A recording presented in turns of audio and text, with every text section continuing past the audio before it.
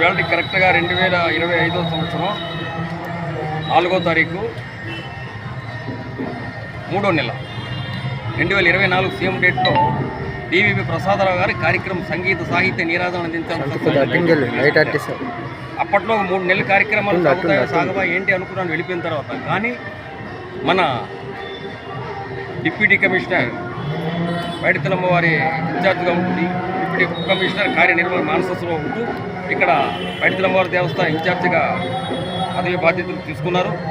వారు పెద్ద మనసుతో కళలకు కాణాజైనటువంటి విజయనగరంలో సంగీత సాహిత్య నీరాజన అందించాలన్న సంకల్పంతో పెద్ద మనసుతో కంటిన్యూ చేయండి పాత్ర గారు అనడం ఎంతో ఆనందదాయకం. అంటే ఇక్కడ ప్రతి ఒక్కటి కూడా ఇక్కడ కార్యక్రమాలు చేయాలి, ఏదో అమ్మవారి సేవ చేయాలనే సంకల్పం మనకి.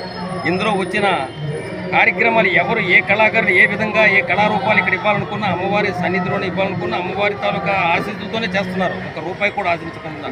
నిజంగా అది యాక్చువల్గా అమ్మవారి తాలూకా మహిమ. అది ప్రతి ఒక్కరికి కూడా అది ఎంకరేజ్మెంట్. అమ్మవారి దగ్గర ఏదో చేద్దాం, సంకల్పం చేద్దాం, ఇంకా ఉన్నతమైన స్థాయిలో ఉంటాం అనే అభిప్రాయంతో కళాకారులు ఉత్తరాంధ్రలో ఉండే కళాకారులు అందరూ ఇక్కడ వచ్చి ఏటి కూడా ఆశించుకున్న కార్యక్రమాలు చేయడం ఎంతో ఆనందదాయకంగా ఉంది. ఇప్పటికి మొదటి సంవత్సరం పూర్తయింది, 2వ సంవత్సరం ప్రారంభమవుతుంది. మొట్టమొదటిసారిగా ఈ కార్యక్రమం ప్రారంభించినప్పుడు మన స్వప్న హైందవ్ మేడం గారు, అలాగే మానాపురడ సాహితీ గారు ఈ ఫస్ట్ ప్రదర్శన ఇక్కడే ఇదే టైంలో వాళ్ళ ప్రదర్శన వాళ్ళ కార్యక్రమాలు చాలా అద్భుతంగా చేశారు. వాళ్ళ తాలూకా కార్యక్రమం ఇప్పుడు కూడా ఎన్నో కార్యక్రమాలు చేయడానికి ఇది నాంది పలికింది దేవస్థానం.